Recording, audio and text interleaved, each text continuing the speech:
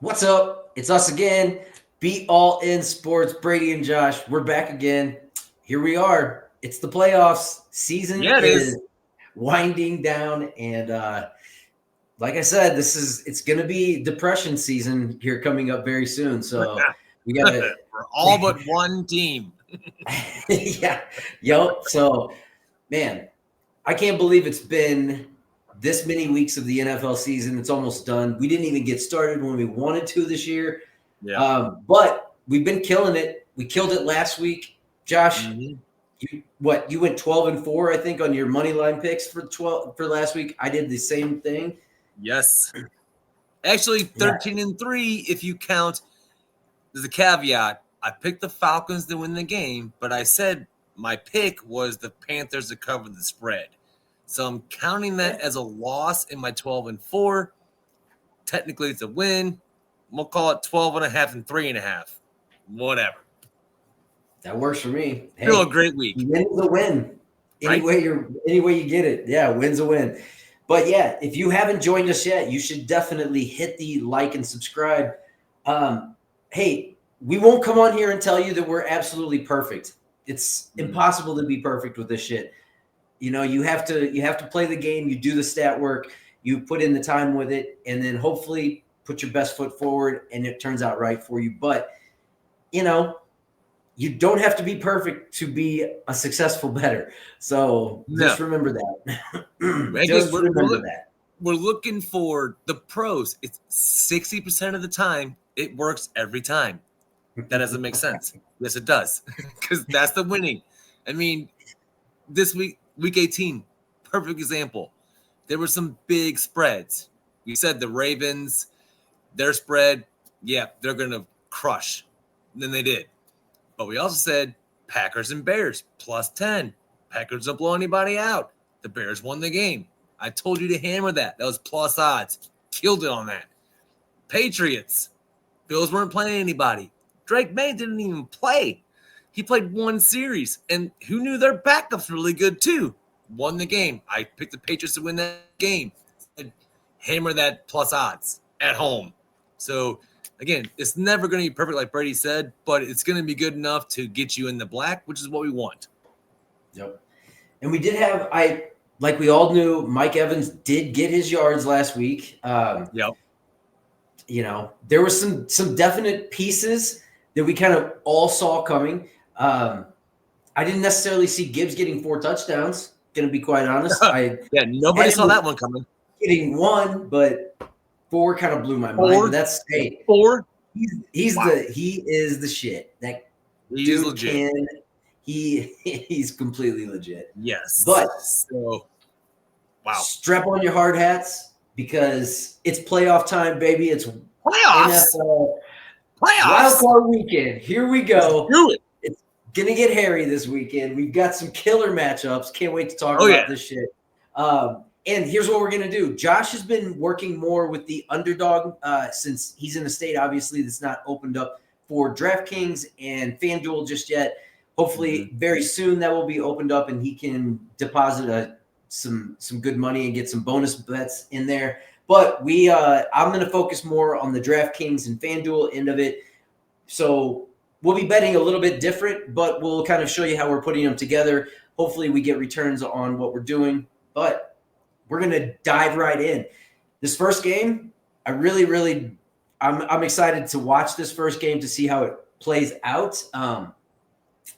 We have the Los Angeles Chargers, 11-6, 6-3 away record at -155 on the money line, -3 spread, taking on the Houston Texans, 10-7, 5-3 at home, +135 money line and +3 on the spread. Over under set at 42.5. I love the Chargers in this spot. I think they're coming on at just the right time. Everything seems to be focused towards their goal, which is obviously to get to the Super Bowl. And this team is playing just like you would expect them to at this time of year. They're getting it together on offense. They're getting some people back healthy. Herbert's looking better and better in each week coming into this. He's had 4 straight games of 2 or more touchdowns. Texans give up a lot in the air. They give up a lot of touchdowns through the air.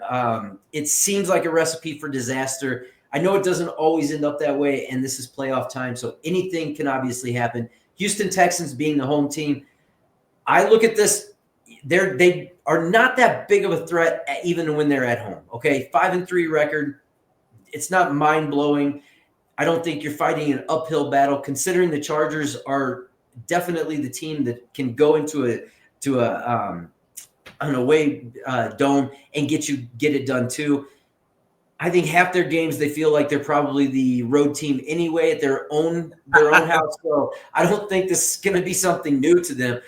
I think they're going to come in. I really do like the Chargers in this spot. I love the money line with them, 155. I don't think that's bad. I have a lot of confidence that they can get it done. Not only do I like the offensive side of the ball for them, that defensive side is strong. I think they can shut the Texans down with their strengths. At least, like I always said, if you can shut down one piece of an offense, it's just going to put so much more pressure. And to this point, Stroud is not showing me that he can necessarily handle all that pressure. He's had some injuries, and I think that did affect his mindset, to be quite honest with you, because that was his best friend and Dell that went down with that major injury. I know it did affect him mentally. And so you kind of wonder, playoff time, he can either come in and reset, but I think it's going to be tough. And I think this Chargers team is ready to get it done. I think they're ready to move on to the next level. I think this is the game that they put it together and get it done. So, yeah, Chargers on the money line. But as far as my bet, what I am going to give out is I'm going Justin Herbert over 1.5 passing touchdowns. I got this minus 105. I'm sorry, that says FanDuel. That should say DraftKings. So my bad. That is on DraftKings right now. It is on FanDuel too for, I think, exact same amount. 1 unit plays for this playoff weekend. Right now, I'm just going to set the 1 unit plays at 25, unless I feel more confident in some shit, and then I might move it up. But as of right now, this is a 1 unit play, $25 on this one. Gets me just under that full 1 unit return there. But I feel pretty strongly that Justin Herbert, I can see him getting this maybe in the first half, I'm hoping, so I can have a no sweat, just get it done, get it out. But that's where I'm going with this one. Josh, what you think? I tend to agree with you with the money line. I think the Chargers win this game. They're just better coached. I think they have better players overall on offense and defense. I mean, the Texans, they can bring it, they're not going to be a pushover. It's going to be a close game. I just think that the Chargers are on the upswing. The Texans are on the downswing. Unfortunately, you can only overcome so many injuries, and the Texans have had a lot of them. Now, they can rush the passer. Will Anderson Jr., Daniil Hunter, they can get after Herbert. But the Texans also give up, what'd you say, it was 31 touchdown passes this year? Checks watch, that's a lot. A whole lot. So I think in the Chargers coming out of their bye, Jim Harbaugh wants to run the ball a lot. That's his shtick. They realize after their bye that they're not the ground and pound team that they want to be because they don't have the personnel to do it. But what they do have is Justin Herbert, who just set the record for most passing yards in his first 5 years, passing your boy Peyton Manning. We all love Peyton Manning. So the Chargers, the best part, what makes a great coach is realizing your personnel and designing your scheme to put them in the best places to succeed, best position to succeed. They realize Herbert can sling it. Let's put our trust in him. Now he slings it left and right. The Texans can't stop him. They're going to toss in some Dobbins here and there. He might not even get 15 carries, but they're still going to throw it all over the place. I love Justin Herbert and the Chargers. Money line's a great one. You want to parlay at this that way, with something else. It's not bad odds, but what I love of this game on underdog is I've used this a couple times. And yes, I took it really low, but Justin Herbert over 189.5 passing yards and McConkey at 49.5 yards. Now, yes, those are very low numbers. And I put them in a parlay together. you're not getting great odds at it. But doing these parlays, you have to go low, because if you go mid numbers, man, they never hit. It's hard to hit the lowest numbers you can get, and that's what these are. And there's a third piece of this parlay that we'll talk about in the next game that I used.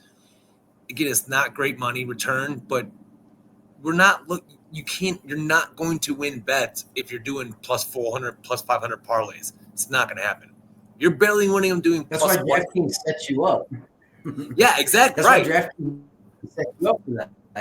Yeah, they set you up for that shit. So take the low numbers. I mean, so Herbert on underdog right now is at 231.5.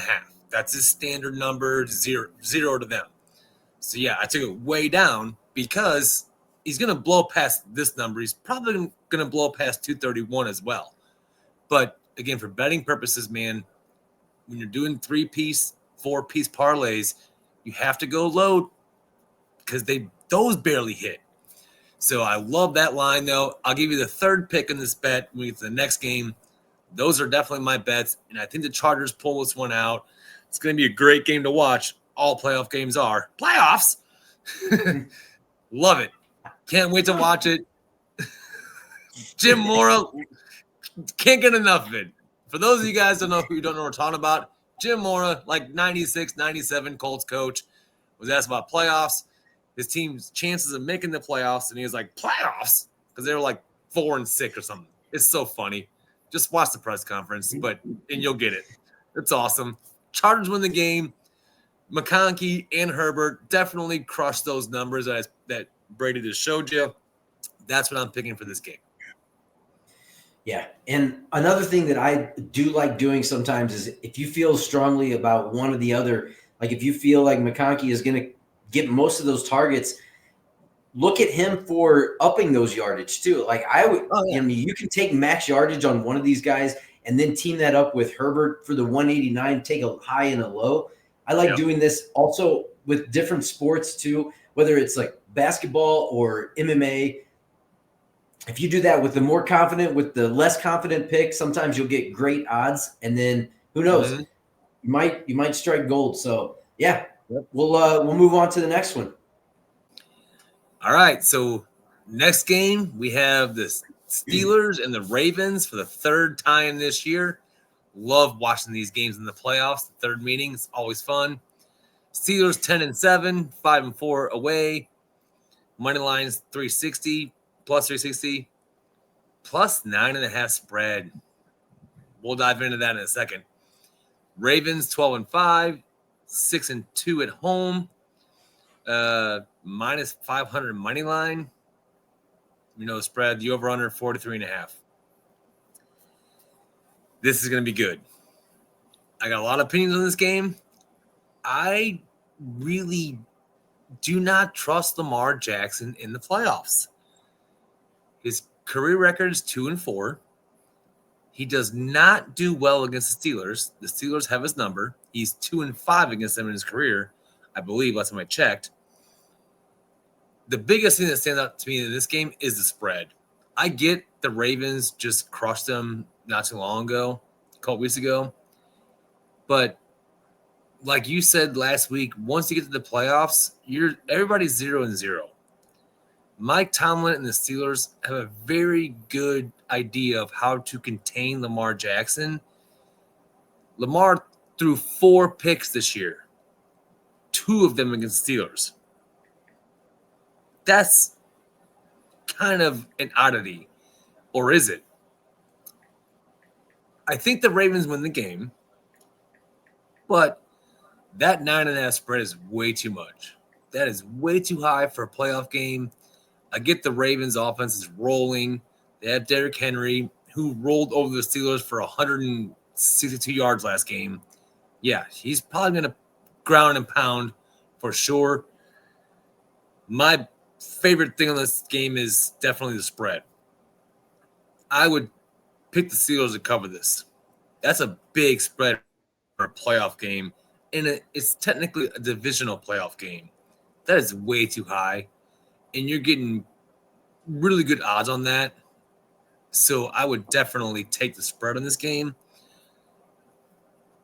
To go to underdog, in prop bets, I used Van Jefferson for 1 catch. That's my third piece of the parlay with the Chargers and Texans game. Love that. He's getting some targets, like 3 or 4 targets a game. He's going to catch 1 pass. It's going to happen because the Steelers are not going to be able to run the ball. They're going to have to throw. And we all saw what George Pickens did last week. That was a putrid showing, display, whatever you want to call it. He was dropping everything. So Russell Wilson's going to spread it around. Jefferson is going to get at least 1 catch for sure. That's a great piece to put into a parlay for prop bets. Love it. I've already used it, put it in. Now, granted, my parlay, that is my parlay that I put in, it's not the best odds. It really isn't. But the whole point is to just get a return on your investment. Put $10 in, win $7 back. It's always going to be a slow build. You're never going to put in 5, 6, 7 legs and hit those consistently. It's hard to hit the 3 legs consistently. I mean, as I'm sitting here saying this, I feel really confident in that to win, a $10 bet. That's my units are $10. It might not hit, but I feel confident that it will. In lowest numbers and slow build. And if you slow build, you're going to get there. Just keep slow building, and you'll be surprised how much you can get up to. Brady and I have both done it. There's no reason to do 5, 6, 7, 8 legs. Yeah, toss a couple of bucks on them and take a, try for it, a moonshot, if you will. But as far as like consistent bets, just slow builds. Love that parlay. It's going to hit. There's no reason why it shouldn't, unless, the betting gods hate us, which is a possibility. But yeah, that parlay is great. Love it. Already put it in. And if you really want to go hardcore on the betting, the spread, Steelers plus 9.5. Bet that. This game's going to be close. What do you think? Yeah, I won't even go too far into it because like I said, I actually took this. This was my bet right from the get-go. I think the Ravens win the game. Lamar Jackson, to be quite honest, he does have his deficiencies against the Steelers, but when you look at it, he's not losing at home against them very much. He did earlier in his career, but he hasn't actually played them a lot at home. And they hand out ass whippings when they're at home. So while I do think that this 9.5 spread is obviously I took it at a wrong time and I put money on it right when it came out, which now I wish I would have waited because it's just gotten better. Some of it I actually saw go up for a little bit to 10 and then dropped right back down to 9.5. I took this at minus 114 on FanDuel, which now I wish I would have waited because I'd get it at minus 105.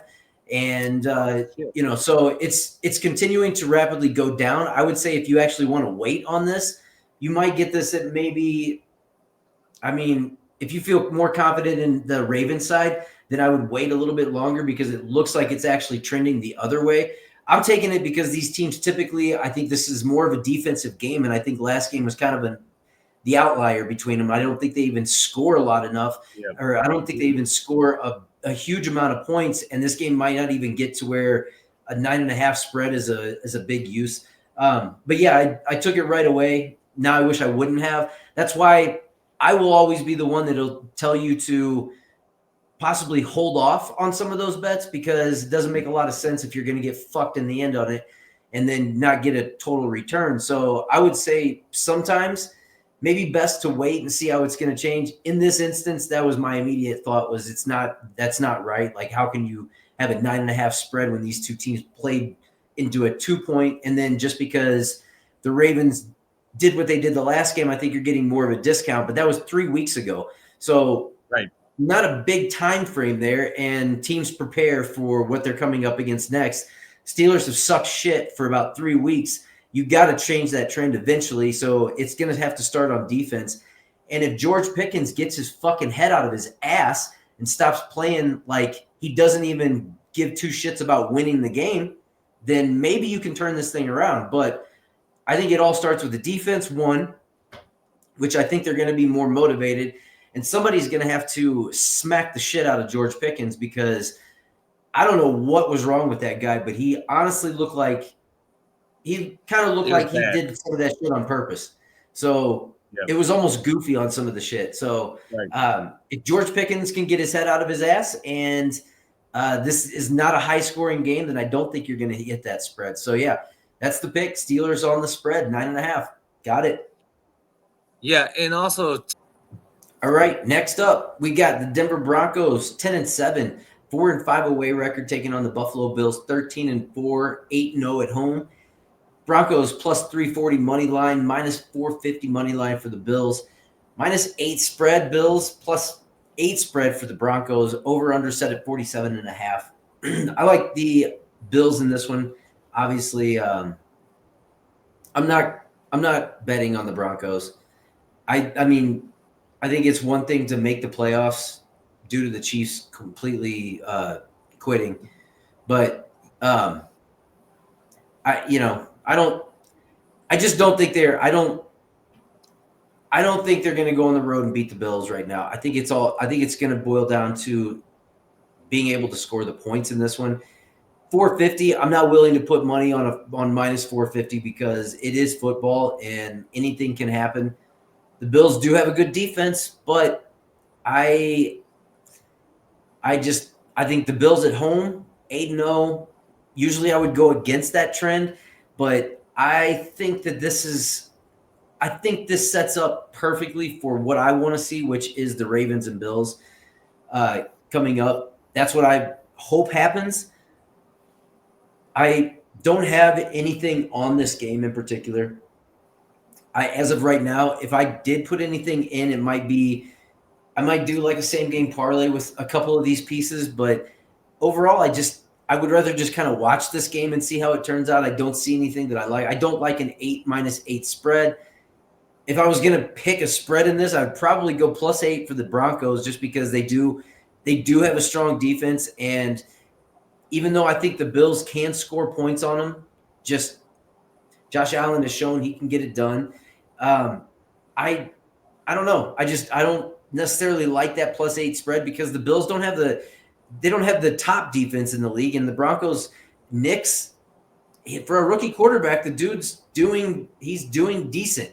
He is a good quarterback. He can get it done on his feet. His decision making is good, which is that's kind of what I'm most impressed with him right now. It's not decision making like Caleb Williams where you're holding the ball for fucking 45 seconds and then you throw it to the guy that's managed to get his ass 20 yards open. I'm not talking about that kind of intelligence where you're not throwing the ball in order to throw an interception.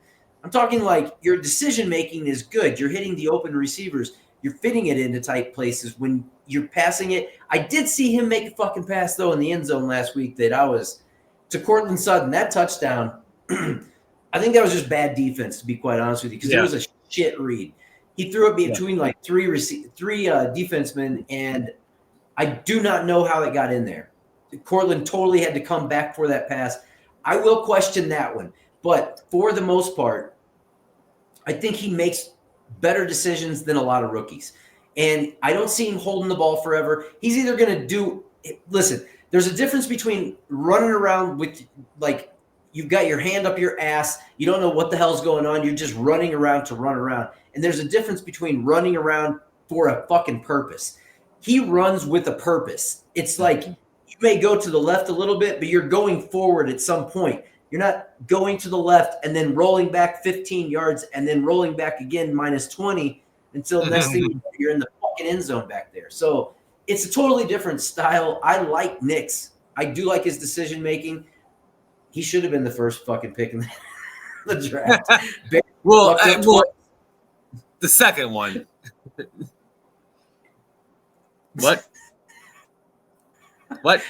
No, they missed on two quarterbacks that are better than they got two quarterbacks that should have been taken higher than their dipshit they got. Oh yeah, agreed. So my turn now. Are you done? Yeah, you can go. Oh, okay. Thanks. Yeah, agreed. We must Jaden have. Daniels. Sorry, we must have a delay. We do have a delay. Yes, I did not hear your tosses to me. My bad. Yeah, Jaden Daniels should have been number 1. Bo Nix should have been number 2. Looking back, but hindsight's always 2020. But to Brady's point, Nix has been a solid rookie quarterback. 32 total touchdowns.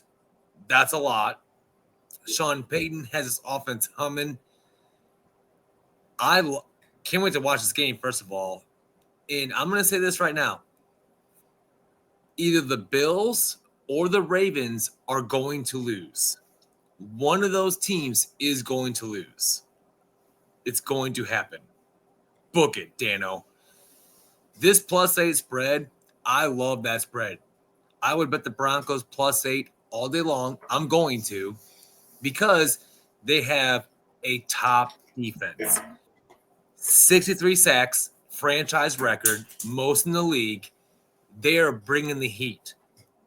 Josh Allen definitely can avoid sacks. That's the caveat. The Bills gave up the least amount of sacks in the league. So you get the most versus the least. Something's got to give. I think the Broncos are going to wreak havoc on Allen, make him run for his life. And the Bills don't have any game breakers at receiver. They have zero. None. Shakir's a nice possession receiver. Amari Cooper is away from the team for personal reasons. I'm looking on Underdog and other places. They're not even giving stats for him yet. So who knows if he plays. Even if he does play, he's been a part-time player. Keon Coleman's a rookie. Dalton Kincaid's a good tight end. James Cook is a solid running back, top 10 running back, but he doesn't scare anybody like Derrick Henry does or Saquon does. Get the job done. And the Broncos have Surtain II, who is going to be probably the defensive player of the year. If not, he's in the running for it. Their other cornerback is really good too. He struggled a little bit recently, but the Broncos have a defense that can travel, and they're going to give the Bills fits. A lot of fits. So, again, I'm saying Ravens or Bills are going to lose. One of those teams. I don't know which one it's going to be. Not going to pick it, but I will definitely put money on the Broncos covering the 8-point spread. That, to me, is way too large because Sean Payton knows what he's doing. I've read some stuff, and they're like, oh, Broncos haven't made the playoffs in 10 years now since their Super Bowl win, yada, yada, yada. They don't have the experience. Yeah, it's true, they don't. And they got a rookie quarterback who might make some mistakes, but defense travels. The defense don't care. They don't care they have no experience. Sean Payton's won a Super Bowl. Sean McDermott has not. So I love the Broncos covering this 8-point spread. It's going to be great to watch. And it would not surprise me at all if they pull the upset of upsets and knock them out. No, I mean, I would be shocked, to be quite honest with you, because the Broncos do not play well on the road. They don't score a lot of points on the road. And when you're playing good teams on the road, they haven't done well. And well, they have. They haven't. lost. Yeah, they lost to the Chiefs on a last-second field goal attempt. They lost to the Bengals. They lost to the Chargers. They lost to the. Those are good teams.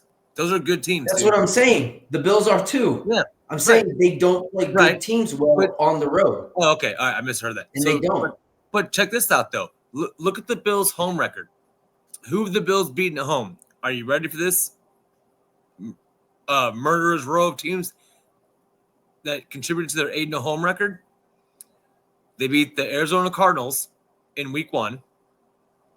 Okay. Cardinals made the playoffs. I mean, that was week 1, though. The Patriots beat the Bengals in week 1. Right. Then they beat the Jaguars. Okay, that's nothing. Then they beat the Titans at home. Okay. Then they beat the Dolphins by 3 points at home. Dolphins suck. In your And then, division, in division games are always tougher. yes, then they did beat the Chiefs. That's their biggest win at home with the Chiefs. Then they Smoked the beat Chiefs, actually. it was 30-21. Didn't smoke them. That's a smoking. Yeah. Okay. Then they crossed the Niners at home, which the Niners were already depleted. Yeah, but still, that's and then they still beat one of the teams defensively in the league. Then they beat the Patriots and the Jets. So literally out of their 8 home wins, only one, we can call it, 2 teams had winning records. I'm not sold. You can't help who you play, but it's it's exactly the same on the other side. If you're looking at the other side of the coin, the Broncos, they beat the Chiefs, who Travis Kelce can say, I'm not afraid of anybody. I'll play him in the fucking parking lot. Yeah, Travis, guess what? Your team fucking gave up. You weren't even on the field. Trust me, your team gave even there. Up. You gave up. The Bengals beat the Broncos recently at home. The Chargers beat the Broncos recently at home. And if we're looking at who the Broncos have beaten on the road, I mean, again, I'm not saying they're going to win. The Raiders? I'm saying they're covering the 8-point spread. That's what I'm saying. I'm not saying they're going to win. They're covering the spread. That's going to happen. And remember this: the Bengals. No, here's the way it goes. You got to say, you just said that it's one of the 2 teams are getting beat. So you didn't pick the Ravens. You have to be picking the Denver Broncos to win this game, because you just told everybody that one of these 2 is not. One of these 2 is losing. Again, hold on. So it has to be one of the 2. Of course. But I said both of them are covering the spread. Steelers, Broncos cover those spreads. I'm not sure which team is going to win, is going to kick the game-winning field goal or go to overtime. And the Broncos lost to the Bengals in overtime, by the way. So there's that. They're in the games. So, yes, one of the 2 is going to – Broncos and Steelers, one is going to win. I would lean towards Broncos. I'm not going to bet on it, though, but I will definitely bet both of them to cover the spread. And that's not hedging. That's a straight-up bet. The spreads are too high. These games are going to be close. +8 is way too much. And I get why it is that way, but I would agree with it. I'm not liking betting on the spread, but at the same time, I totally disagree with you on one of these teams losing. Because one, I do think that these teams meet up. I think that that's the game, and it's going to have to decide who is the better team. And I don't, just for the simple fact, he is a rookie quarterback, and he will make mistakes. This is the game that he will make mistakes. And Josh Allen, I would trust Josh Allen, even if they're behind.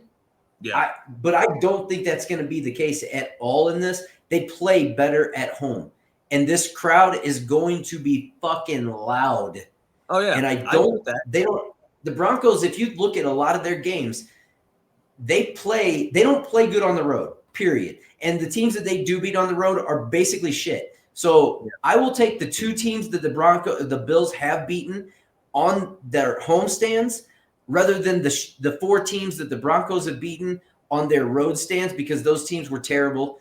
And the Bills, even though some of those teams were at home, those were also a lot of division games. And we all know that division games are typically a lot closer and a lot more competitive, because you see each other so many times a year, and it's more about the coaching in those games than it is about the players a lot of times, because they know each other so well. Agreed. And to your point with that, the coaching staff, Sean Payton and Vance Joseph, are going to have a nice game plan. They offensively will. And defensively. I'm not knocking the Bills coach either. This game's they're all going to be fun to watch. I can't wait to watch them. It's going to be awesome football. I just think that the Broncos, so they always say the games are won and lost in the trenches, first and foremost. So you have the Bills' offensive line, who only gave up 14 sacks all year long, number one.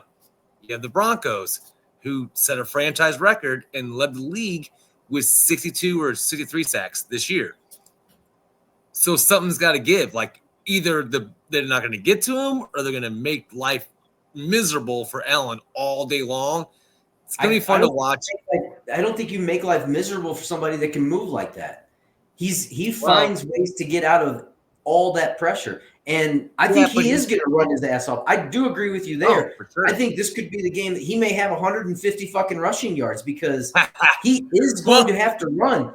And listen, we are on total. I'm not betting this stuff because I don't, like I said, I'm not taking a 450. And to be quite honest with you, I don't trust that the Broncos can score enough on the road against even the Bills in order to cover that spread. So if the Bills get up, which I've seen so many times, the Bills are kind of hot starters sometimes. And I've seen Josh Allen come out and quickly get 2 touchdowns right off the bat, first 2. And then you put your team, the Broncos, at that point, I think the Broncos definitely have trouble there because it's a rookie quarterback, and you're going to struggle at that point. You're going to, in your mind. Yeah, if the Bills get up by 2 scores early, it's going to be a long haul for the Broncos for sure. But again, all I'm saying is the +8 spread is what I love. But to your point, the prop bets, underdog has Josh Allen at medium, 40.5 rushing yards. You can take it down to 29.5. Bet that shit. He's going to run the ball because the ball is going to be in his hands more than anybody else. That's what they want. That's what they need. That's why he's an MVP candidate, because he is the Bills' offense. Nobody else scares you on their offense but him, and he's a beast. Not taking anything. Not saying he's not. He can get it done by himself. I don't agree with that either, because if he's hot, everybody on that offense is absolutely scary. I don't really think that. I do. James Cook he has torn it up this year because of Josh Allen, because it's a dual back then. He had 16 rushing touchdowns, which is solid. And dude, he had good numbers. I don't think Josh Allen needs. I don't think he needs as big as spectacular of a supporting cast that some of these other quarterbacks might need. I think his receivers are good. Shakir is a great receiver. Shakir is great. Yeah. Amari Cooper, he ain't missing no fucking game. He ain't missing a playoff game. I don't know what's going on with him, dude. Like I said, I don't know. He's not practicing. He's away from the team. It's saying nothing. It's saying nothing about him on ESPN. That's what I'm saying. Yeah, and I read several articles today. Nobody even mentioned him. I read the DraftKings, the FanDuel, prop bets, this and that. Nobody even mentioned him. So I don't know what's going on with him. Because he's playing. No, they're not even giving him prop bets for him. They're not even saying. They will. Why would they give prop bets for Keon Coleman, Ty Johnson, Ray Davis, James Cook, Shakir, Dalton Kincaid, everybody but him? I'm saying they will. He'll get clear. Like, whatever's going on, it'll be cleared and it'll be finalized and he'll be on the field. It's possible. We'll see. But it's going to be tricky to watch. He ain't missing a fucking playoff game. This is the whole reason he came to Buffalo. He ain't missing a playoff game. Yeah, I mean, one thing for sure. Absolutely. Unless he's in the LA Fires. Yeah. That may take him away. Possible, yeah. I don't know. It's weird though. Definitely weird. So otherwise, he's playing this game. If it's not an injury, which he's not on the injury report, if the motherfucker's getting a divorce, get the fuck over it. Get on that fucking field. Get over it and get on the field. Because trust me, that shit don't matter. Yeah, go to Hooters and find a new wife. Right. Get over it. get on the fucking field. Now, if it's a death in the family, I understand. Yeah. Those I'll give you knows? the fires and family family casualties. Yeah, I get those. Yeah. But listen, hopefully it's not that. We're joking. Yeah, hopefully everything's good there. But listen, if you got the sniffles or your woman left you, wipe your butt, get on the field. Doesn't matter. Right. All right. Win that money. On to the next. All right, so now we have the Green Bay Packers, 11-6, 5-3 road record, plus 200 against the Eagles, 14-3, solid record, 8-1 at home. This is gonna be another good game. All the playoff games are gonna be fun to watch. Can't wait to see them. My thoughts on this game are this: Eagles defense has been stellar since their bye. They've been laying people out. Packers struggled against the Bears at home last week. They lost, obviously, and they were favored by 10 points. I know last year the Packers went down to Dallas and shocked the world by winning that game as a 7 seed against a 2 seed again. This is not that. Eagles are better than the Cowboys were last year. I don't see a path to where the Packers can win this game because they can run the ball very well, and Jordan Love is a good quarterback. He's fallen off the second half of the year. I just don't see how they can figure out a way to score on the Eagles defense. Yes, they're going to run the ball. They want to ground and pound. Jacobs has had a great year. I don't think it's going to matter. Hurts should be fine for this game. Like you said, even if he's brain dead, he's still playing. So, Eagles win this game. The over-under 45.5 is what I'm looking at. I think this goes way under that. It's playoff football. It's January, East Coast. It's going to be cold. So I don't see how they pass 45.5 points. So if I was going to bet on the game, Eagles money lines minus 240. That's not bad. You can parlay it with something else you want to put together. I would feel more comfortable going to the under on this game just because I don't see either one of these teams scoring a ton of points because of the weather. It's going to be cold. It's outdoors. We all know that. As far as prop bets, underdog bets, whatever you want to say, Eagles do not give up anything on the ground. It's really hard to run the football against them. And the Packers just lost Christian Watson, which I get. He's hit or miss, but it's still he's still an integral piece of their offense that's going to be gone. So I don't see how the Packers move the ball. They're going to try to run it. It's not going to happen. I mean, again, I would just bet the Eagles money line or under 45.5. For player props, Saquon Barkley, I tend to do this. When I'm picking props, most of the time I want to bet on the superstars, and that's Barkley. So on underdog, his rushing yards at 101.5. That's a lot. Now he averages 125 a game. So you can do that. I would take his combined yards, and you can get him at 99.5 on underdog. Receiving and rushing yards, 99.5. He's going to get that. That's a good bet. Or if you want to take his receiving yards, he's at 11.5 receiving yards.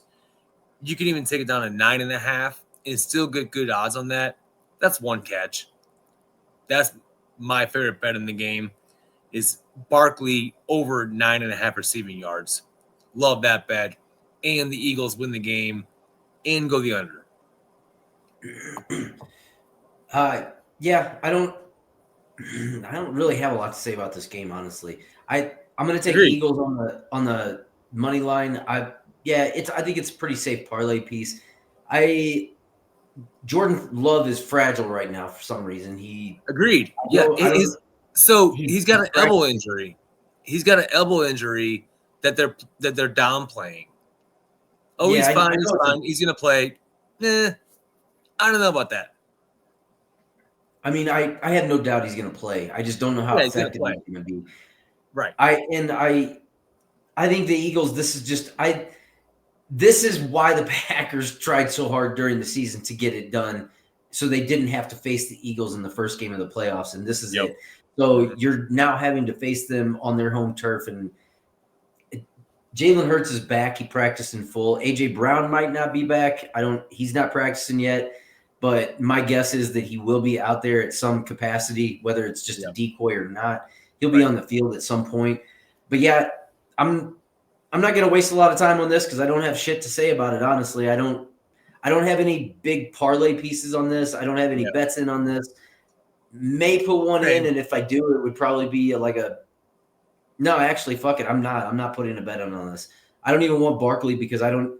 It seems weird. Like these games, it's almost like if the Eagles come out and they get up, then they're not going to expend people like him in order to just add on points. So in this situation, I would look, that under 45.5 is probably logical because if the Eagles start scoring, there's no reason for him to score a bunch of points if they don't have to. So I kind of look at it as get up early and then coast. Get up early and then coast. You see it all the fucking time in these playoff games. Teams you think are going to just blow them out, they'll get up early in the game and then they'll just kind of play with their dicks in the second half at the beginning. And then next thing you know, the team gets right back in it. And then, we shouldn't have been running every down for the past fucking 9 possessions. Okay, now I guess we have to throw the ball again. Yeah. That's the way this shit will go. So, yeah, I'm picking the Eagles. I think it's a low-scoring game, but I don't know, not overly interested in this. So let me ask you this, though. The fact that I played week 1 and the Eagles won down in Brazil, which that's just weird to say anyway. And we always say it's hard to beat a team twice in the same year. Definitely hard to beat 3 times, which is not the case here. Does that play into it for you at all? Like thinking that, okay, the Eagles won the first game in Brazil in week 1. Now About as much as it does the Patriots beating the Bengals in week 1. Yeah, that sounds like, yeah, okay. I it has. Yeah, I agree. Relevance -0. Yeah, okay. Yeah, so basically, we're both on the Eagles. I don't see a path for the Packers to win this game. So, I would like the Packers to win. I mean, I do like Saquon Barkley, but other than that, I'm not an Eagles fan, and I'm not big on Jalen Hurts. I don't think he's that great. I do like the Packers as a team better than I like the Eagles. Unfortunately, I think this is why they were wanting to win so bad towards the end of the season is in order to not play this team. And they couldn't get it done against the Bears at home. I mean, as much the shit show as the Bears are, they still could not do it. Yeah. So that tells me this is not like I said last year, Packers went to Dallas, first round, beat them. This is not that Packers team at all. Yeah, it's not. And unfortunately, I don't see them getting out of here with the win, but weird things have happened. It's true. So stay tuned. But I kind of like this, that money line. Honestly, that with either the Chargers money line, I think it's going to get you plus odds. And I like both of those teams to win. And I also think that we'll get to that later. But yeah, there's another piece in here that I think is pretty good for this too. But I'm done with this one unless you got more to say on this. Nope, not really. Good. All right, next one. All right, so the next game we have Sunday Night Football, the 12-5 Commanders versus 10-7 Buccaneers. This is going to be an awesome game. The over-under at 50.5, that seems really high to me, but they are very good offenses. I get that. Another week one rematch, which the Buccaneers won. So I love the Commanders at plus 140. I think the Commanders pulled this off. Go on the road and beat the Buccaneers. The one thing I will say, though, is the Commanders' run defense is not good.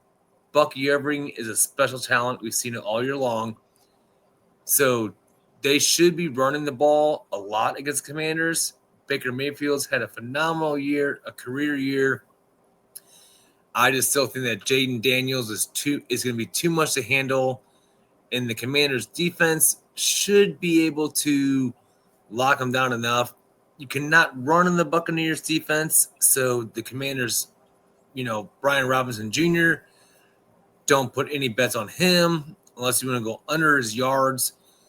But Jaden Daniels is a special talent, and they're coached well. Both teams are.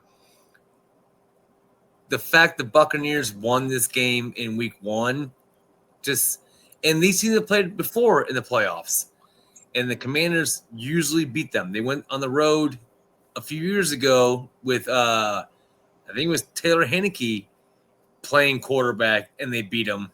I get you can't compare all that, but it still matters a little bit. I love the Commanders at plus 140.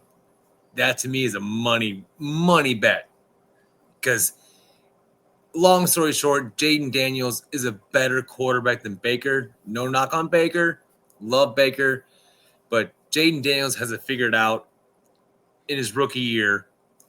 I love the Commanders in this game. I think it's great. But as a player prop, I would take Bucky Irving, whatever his rushing yards are, you can probably put him at 70 yards, go over that hardcore. 60, 70, 80, whatever you want to pick. You can probably, choose a number you want. Take it all because the Commanders cannot stop the run. But I definitely think they win this game. This is the upset. Buccaneers have, they've been kind of flip-flopping all year long. They won the division by default, honestly, because the Falcons fell apart. And I just think that the Commanders have more talent overall, offense and defense. I love the Commanders in this one. Plus 140, 12-5, better record. Lost to them in week one. Love that bet. Yeah, definitely plus 140 in the Commanders. Take that. What do you think? I don't know now. You don't know now? I had the Commanders, honestly, but you're scared I'm wrong, or I'm sorry. No, you're scared. You're scared I'm right.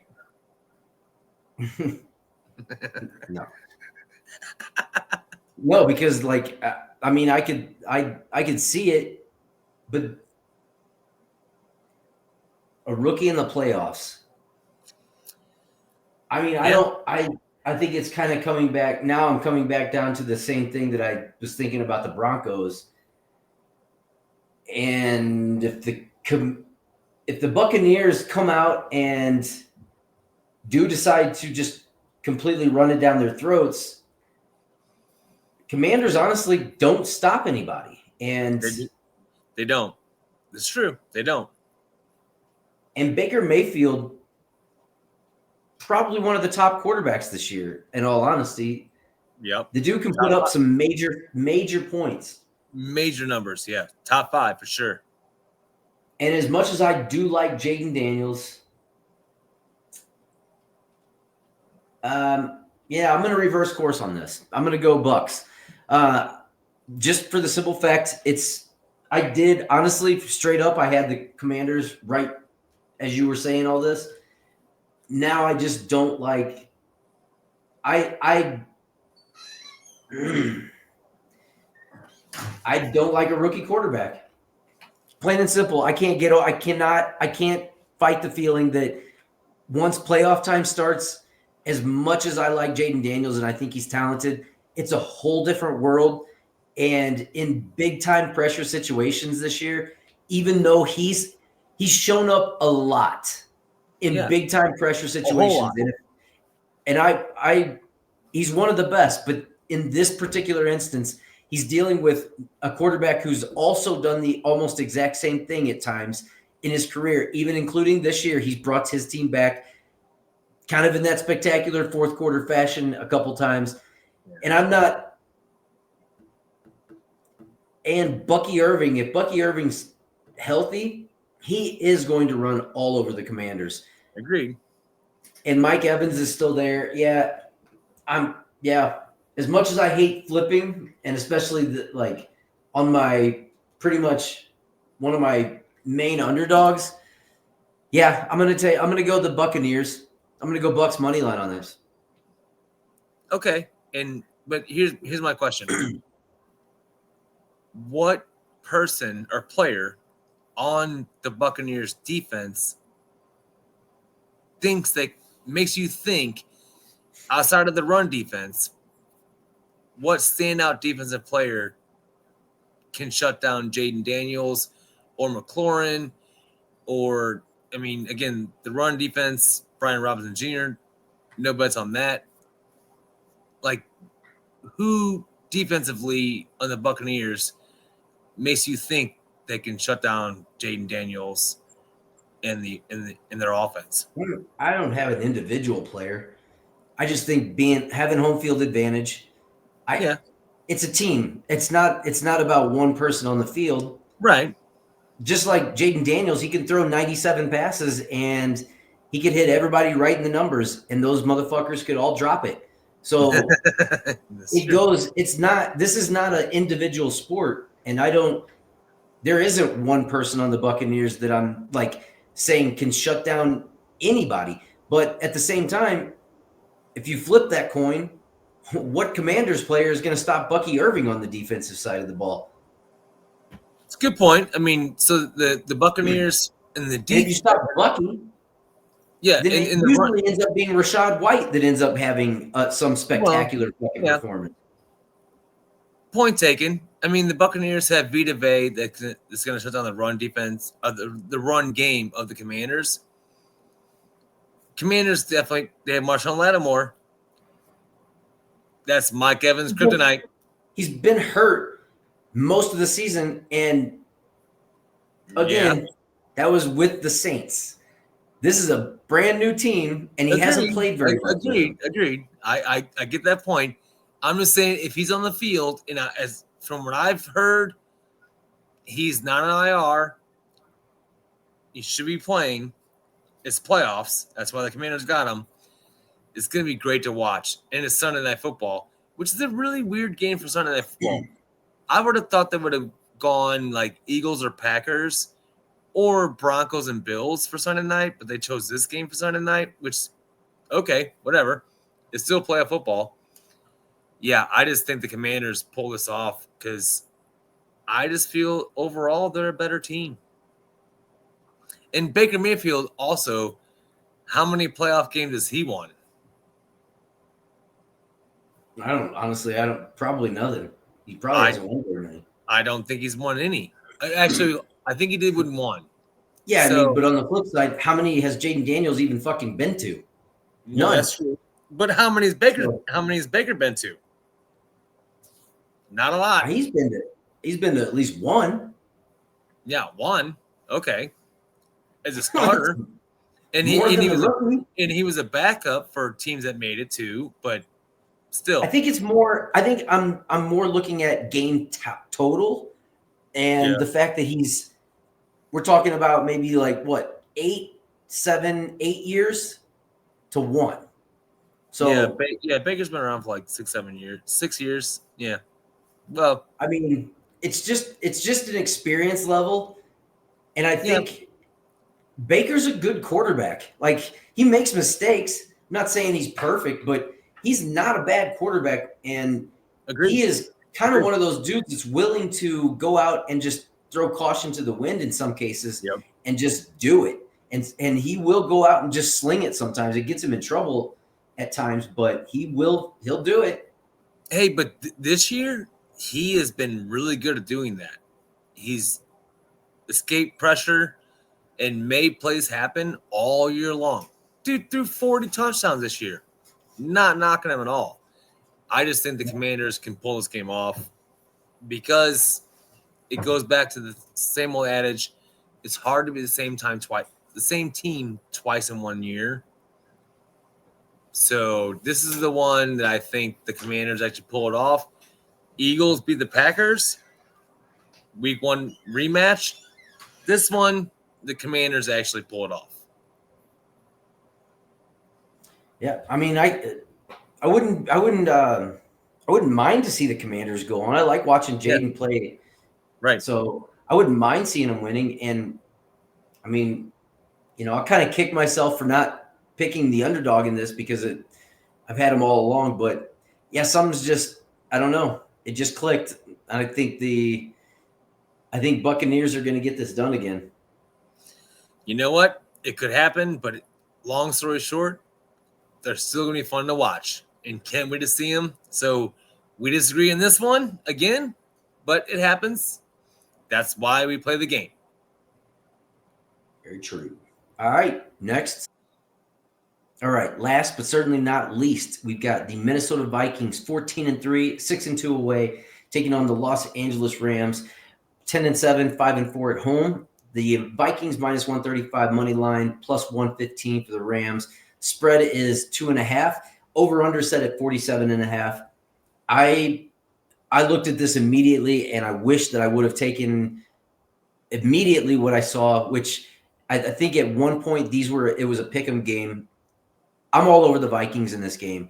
I love having a team like the Vikings, who a strong defensive team, a strong offensive team coming off of a loss in their last game when they played another high caliber offense. And hey, as they proved, this team, the Lions, can play defense regardless of who's out there. They step it up, just like I pointed out that they said they would. They've been doing it all year. So I'm not going to fault the Vikings for losing that game because, again, top fucking defense, top fucking offense that you faced against the Detroit fucking Lions. You need to get that straight and know you're facing a juggernaut when you face that team, and you're probably going to lose that fucking game. But Vikings, not faulting you, but you are way better than the Los Angeles Rams. Make no mistake. I love Stafford. I'm a huge Matthew Stafford fan. Have always loved him since he came out of college, but he is getting older, and I know the Rams had the, most difficult schedule and probably had the most difficult road getting to the playoffs.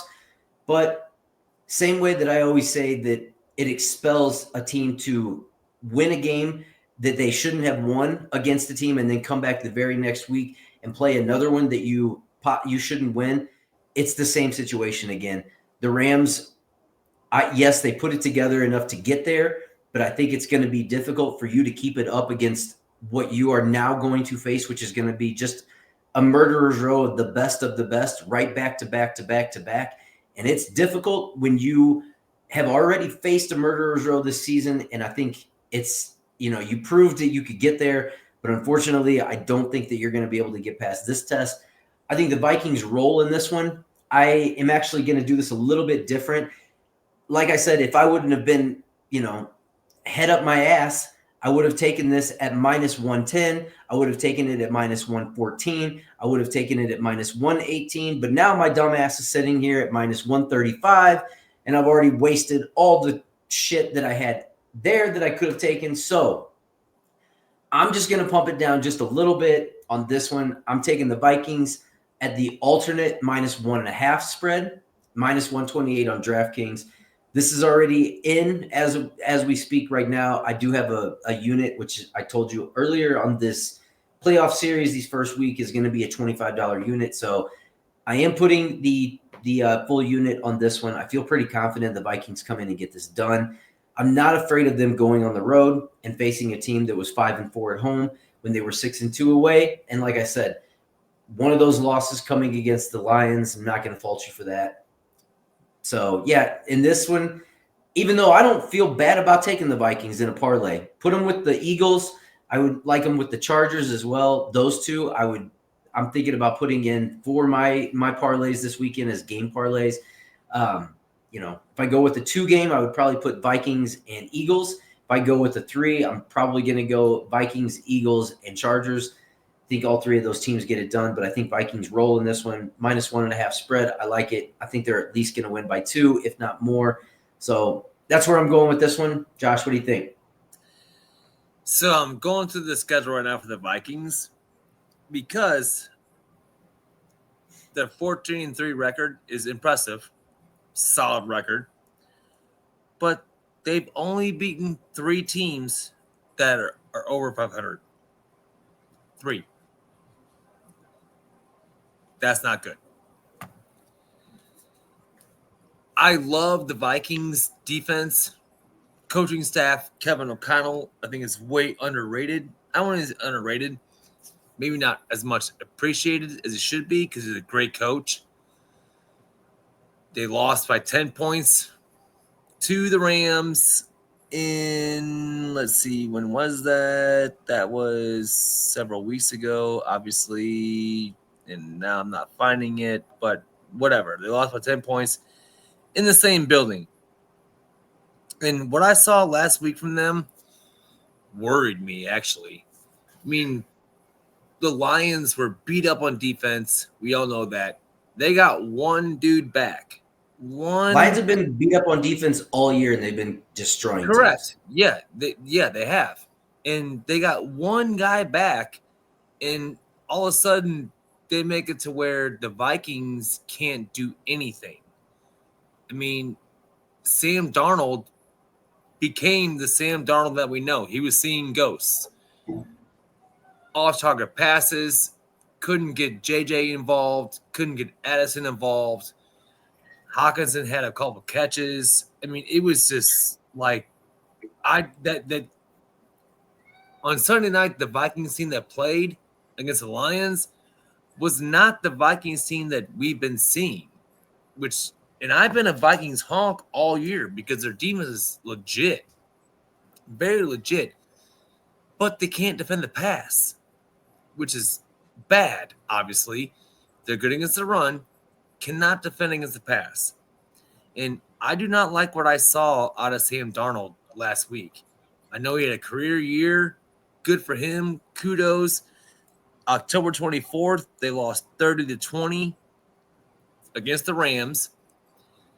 So believe it or not, man, I'm going Rams again because the Rams defense has been playing legit the last month or so, really playing well. In October 24th, when they played, the Rams defense wasn't even playing that well then. And they held them to 20 points, scored 30. Yeah, and what I saw last week, man, it does not give me any inkling that the Vikings can go on the road again and win a playoff game. Sam Darnold just did not look well. And it wasn't even Sam Darnold. It was their scheme. They made zero adjustments to the pressure that he was getting. None at all. He was getting pressured. They're still trying to run 15, 20-yard ins, outs, whatever. Receivers, 5-step drops, 7-step drops for Darnold. It's like, dude, do a 3-step drop. Bam, hit it and throw. They weren't doing that. So I don't know what they were thinking. I don't really have confidence that they can go on the road and do that again because the Rams defense right now is probably on par with what they just saw with the Lions. Might be even a little better because the Lions are still beat up on defense. Again, the Lions got one guy back, one dude. The white dude, the Azalea guy, whatever his name is, the middle linebacker. He's a huge. And we said that about the Cowboys, for God's sake, not too long ago about getting Micah Parsons back. Yeah, so agreed. But Micah Parsons, hold on.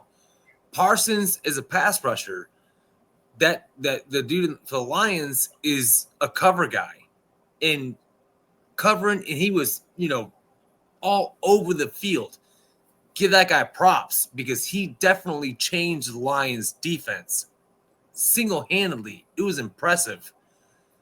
The Rams are not beat up on defense, and their defense has been lights out the last few weeks.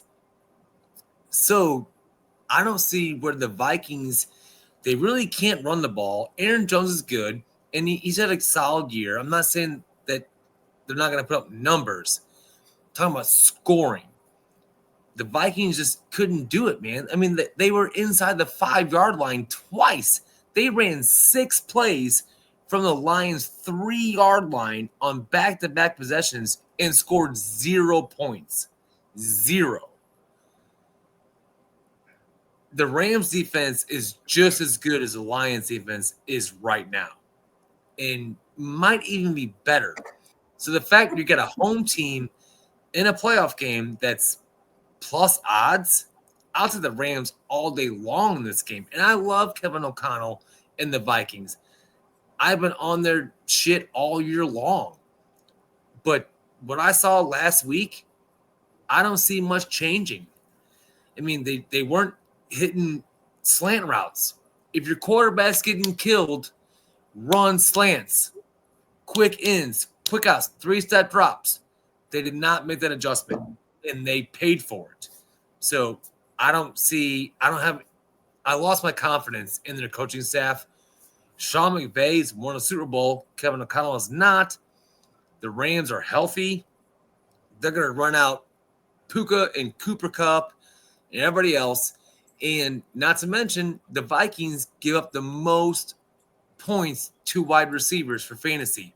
Most points, most yards. They're getting lit up in the secondary.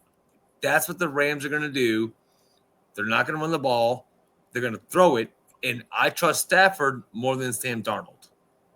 So as much as I was on the Vikings all year long, and I've seen some things where like number 5 seeds make Super Bowls in the last couple of years, I just don't see this Vikings team doing it.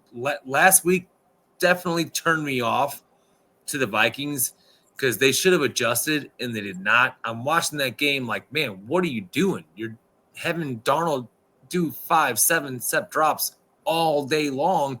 That's not working. You're not protecting him.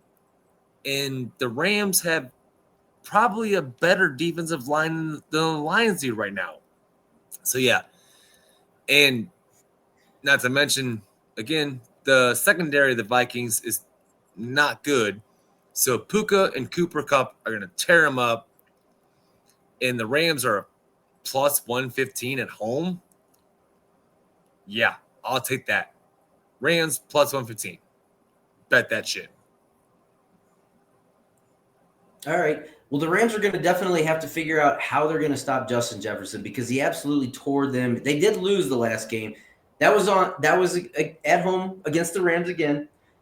They did lose that game. Justin Jefferson tore them a new asshole. So you're going to have to figure that out. And if you look back at that game, the receivers were not heavily utilized besides Justin Jefferson. Justin Jefferson just got shut down. And the reason he got shut down was because a cornerback that he has faced in college multiple times was able to absolutely put a cap on his ass for the entire game. And if you watch that cornerback, that is the definition of somebody like who's the Patriots who's that little bitch who came in and fucking like made waves in the playoffs for the Patriots, that 1-2 year little stint that he had and basically turned himself into a star. Number was like 21 or something like that. Made a fucking interception. The cornerback? The cornerback. Yeah. He can't remember his name, but it's no different than. Yeah. And here's the deal. To me, this is a different. I think we're putting way too much emphasis on what happened last week and getting carried away with the narrative there because gameplay-wise, the Vikings come into that game thinking, listen, here's the way this is going to go. We're expecting them to score a lot of points. We're going to have to score a lot of points. I think that's where that's where they initially fucked up. I don't think that's going to be the same game plan. And like I said, this is perfect. I love it that the Rams beat them earlier this year. Absolutely fucking love it. Plays into it even more for me because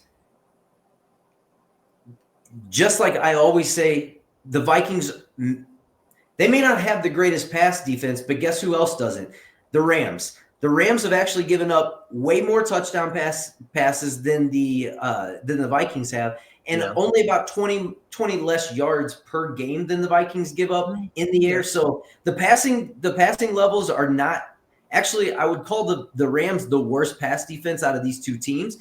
Even though the Vikings are not a good pass defense, they are a complete fucking shutdown run defense. Now, when you're facing Jahmyr Gibbs, nobody is shutting the dude down. Let's just be real. Nobody. Okay. Hold on. I'm not done. Nobody is shutting him down. So for him to rush that amount of yards doesn't mean shit. It doesn't deplete your defense in the least because even though Kyren Williams is a good running back, he's not fucking Jahmyr Gibbs. Let's be fucking honest here, people. He is a straightforward running back. He's highly not involved in the passing game. You have somebody like Aaron Jones, on the other hand, who I know you've not been high on Aaron Jones. If you go back through his game log, he is one of the most consistent players all year for getting that 30 and 30 at least in passing, and he does have 7 touchdowns. I see this as being a very, very, very not easy, but I see that I think the Vikings are coming out playing with a lot of fire this time because of the loss that they just took. And I think you learn a ton from a loss like that, knowing what you have to do and kind of how you're going to have to game plan. Let's be quite fucking honest here. The Rams are not the Detroit Lions. They're not the Detroit Lions on defense. They're not the Detroit Lions on offense. They don't hold a motherfucking candle to the Detroit Lions. And the Lions, yes, I said it all week. They were going to beat the shit out of the Vikings. The Vikings in this one are just the better team. I like the Rams. I like Puka. But guess what? Guess who's been non-existent for the past 4 fucking games? It's that little bitch called Cooper Kupp. I bet on him for 3. Yeah. He did absolutely I know. nothing. So, in the same instance that we had Justin Jefferson have a complete shit game, Cooper Kupp has put up 4 of those motherfuckers. So for him, if he doesn't get it together, then you got Puka and who else? Kyren against one of the top run defenses in the NFL. But honestly, are they though? Are they? Yes. I mean, yes. Jahmyr Gibbs just lit him up. Dude, it's Jahmyr Gibbs. He lights everybody up. Right, but who's he not lit up? Dude, so does Kyren though. Kyren Williams, he gets 20 touches a game, man, and he lights everybody up. So it's one-sided shit. Jahmyr Gibbs can light you up from 2 different ends, passing and receiving. That's why you can't stop him. Well, Kyren can too. I'm just saying, like, he doesn't. He doesn't. Not so much. How many games has he had more than 2 receptions this year? I don't know. It's probably 8 or so. No, it's not 8. You don't think? No. 2 catches for Kyren? 2. Dude, he is not used in the passing game. 2 catches. Since I know he's normally not. I know he's not a passing back. Remember we talked about this? Let's see. Kyren Williams, 2 catches. 1, 2, 3, 4, 5, 6, 7, 8, 9 games. That's not counting week 18. He didn't play. So 9 games for 182 yards all season. Yeah. He had 9 games where he had 2 catches. You don't go anywhere though. You're not going anywhere. Jahmyr Gibbs catches it and will take off. Look at his receiving yards, Josh. 182 this season. Yeah. What did Jahmyr Gibbs have? You want to look that up? Pretty sure it wasn't 182. Probably not. It might have been a little more. A little more? A little? Fucking get that shit out your mouth. Motherfucker's up in 500. Actually, hold on. Let's see. A He little. had 517. Yeah, that's a lot. That's There's a a lot. that's a Oh. dual threat. So I'm not gonna fault somebody like with Kyron Williams. Here's the difference to me. With Kyron Williams, you have to stop him running. You don't have to stop him in the passing game. Agreed. You're not gonna, even if he catches it, big deal. So you caught it. Go somewhere. You're not going anywhere with it. Hey, 5 yards, -1 yard, 3 yards. Yeah. Basically. What I didn't look at this. This is I do want to Hey, check this out real quick. I just noticed this. This is funny. So Gibbs had the exact same receptions this year and last year. 52. Nice consistency. Okay, so but that's only through week 17. I'm looking through the Yahoo Sports app. So 52 catches the last 2 years, exact same number. That's funny. So if the Rams have can have the exact same game that they had this last game, Williams, he got 97 yards on him. It took him 23 carries to get it. Yeah. But he did get it. Matthew Stafford, on the other hand, had to throw 279 yards and 4 fucking touchdowns. Yeah. Listen, Matthew Stafford, I love him. He's great. Definite Hall of Famer in my eyes. He's done that exactly twice this motherfucking season. And it ain't going to happen again with the Vikings. Not this week. So you're saying that you trust Sam Darnold this year? Yes. Because Sam Darnold, you know how many times Sam Darnold's thrown 2 or more touchdowns this year? Way more. I know that this year, yeah. Way more. Like almost every single game. But my whole point is this. The Vikings, of their 14 wins, they've only beaten 3 teams with winning records. 3.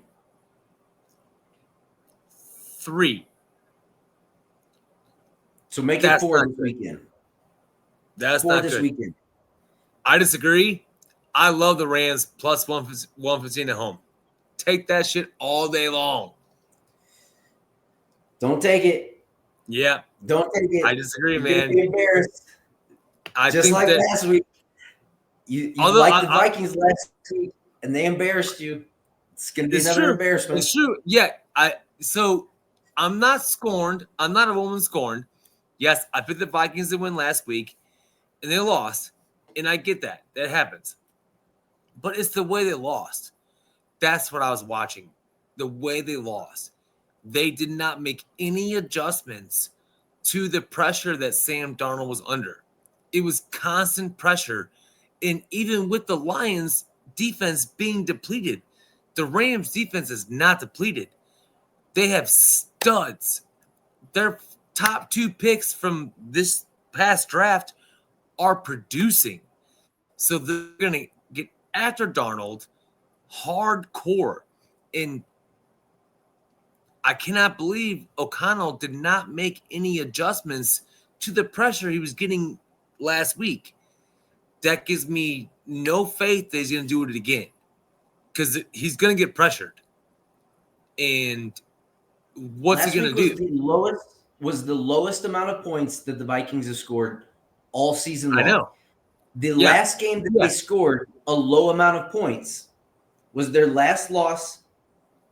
The last one they had was against the Jaguars. Not the last loss, but that was the last low scoring game. Right. On the road. Next week, and I'm sure that a lot of people questioned their play calling that week and said the exact same type stuff. Like, why are you doing this?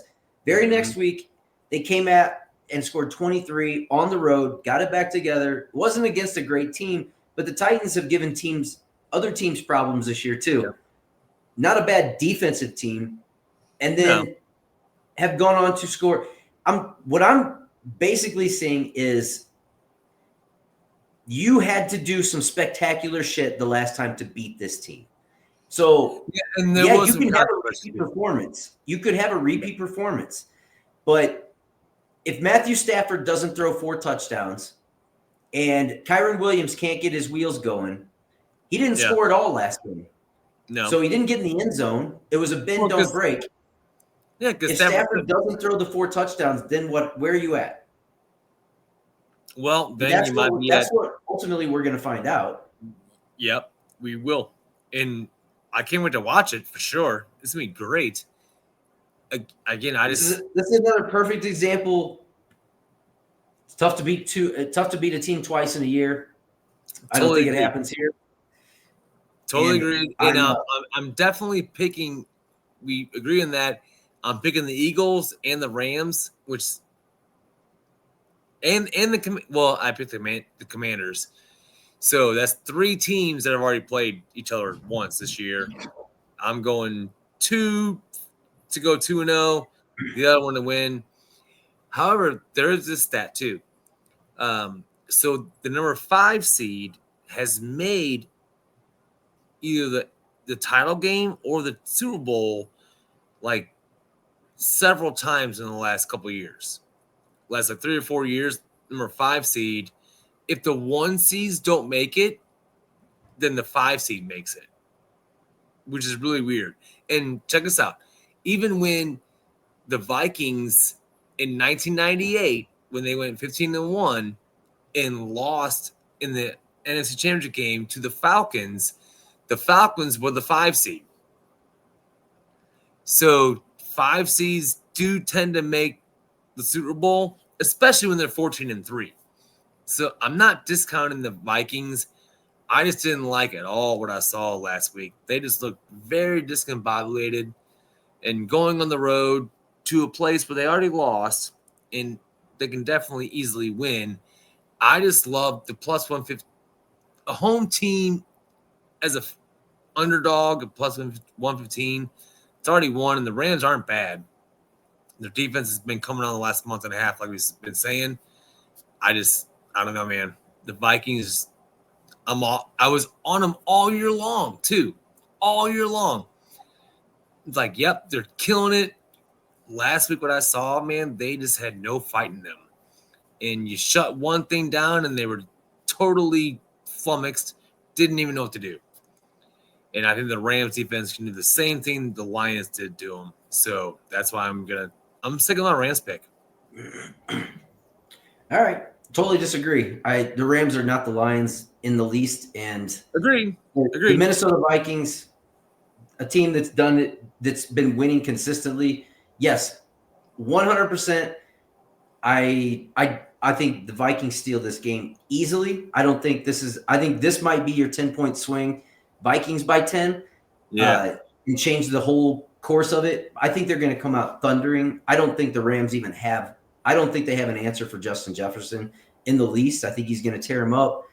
And I think the Vikings will roll in this and get to the next round. But next round is where it's going to get more interesting for me. I ended up picking all these fucking favorites here. I totally didn't think that was going to happen. But, yeah, I guess I'm on the favorite train this week. It's probably the week that you would pick all underdogs and they all hit. But I don't know. Hey, that's how I picked some underdogs. I picked some favorites, some underdogs. But, I mean, you never know.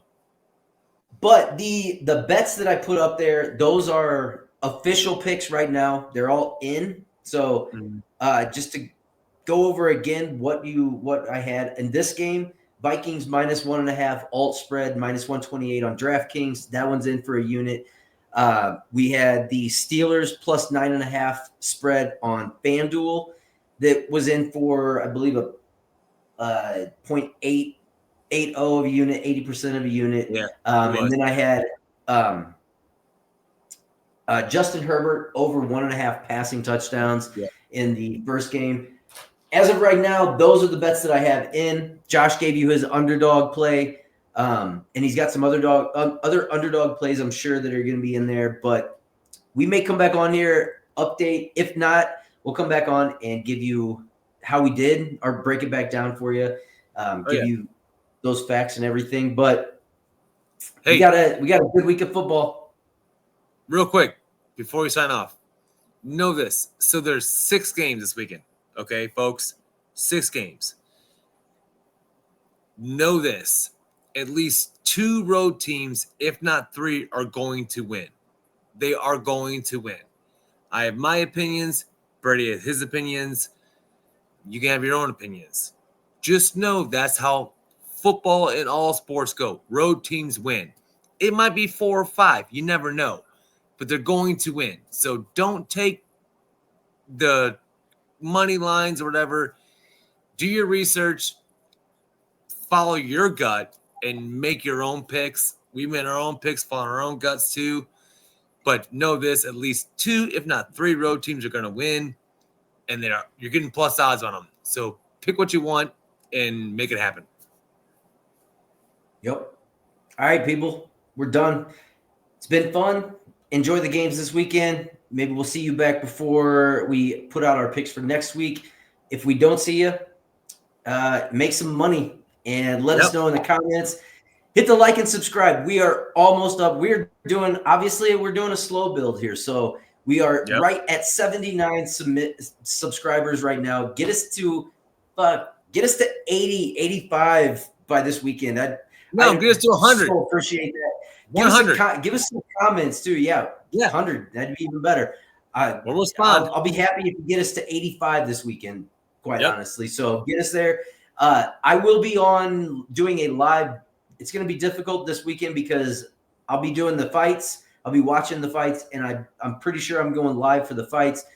And at the same time, I'll be paying attention to the NFL game. So trying to do some dual action there, but I will be back, and we'll see if you join me for the live on the fights. If you're a fight fan, I've got picks up for that. I'll have picks up for UFC 311 coming up. Josh is going to start on the NHL bets. I know he's been kind of getting everything set for that. So we'll have that stuff coming up soon. I'll get more heavily into NBA as soon as NFL season concludes. Seems like my brain can't concentrate on 2 of these field and ball sports at the same time. So we'll stick with a little bit more. If I come up with something magical, though, on an NBA pick, I'll definitely throw it out there and let you know what it is. Yeah. But until then, I'll stick to the MMA and football for now, and in the immediate future, we'll expand after. But it's been fun. Enjoy your night. Enjoy the rest of the week. Enjoy this weekend filled with football, fighting action, every sport's on. So, by the way, Notre Dame, spoiler alert, Notre Dame just beat Penn State by 3. So, snap! Wow. Go Notre Dame. Nice. All right. So 1 out of the 2 college football championship games is set. It's going to be Notre Dame versus Ohio State, or what's the other one? I'm blanking. I'm blanking too, dude. Damn. Is it? It's not. Who is it? It's Ohio State and Texas. Texas. Yeah. Ohio State and Texas. Right. If Archie Manning was playing, I'd be rooting for Texas. But since he's not, I don't give a shit. And you froze. But we will be back again. Am I still frozen, Josh? All right. Am I still frozen? No. All right. Nope. Gotcha. So we're long outro, but we'll be back again. People, have a good night. Peace out. We'll see you next time. Deuces.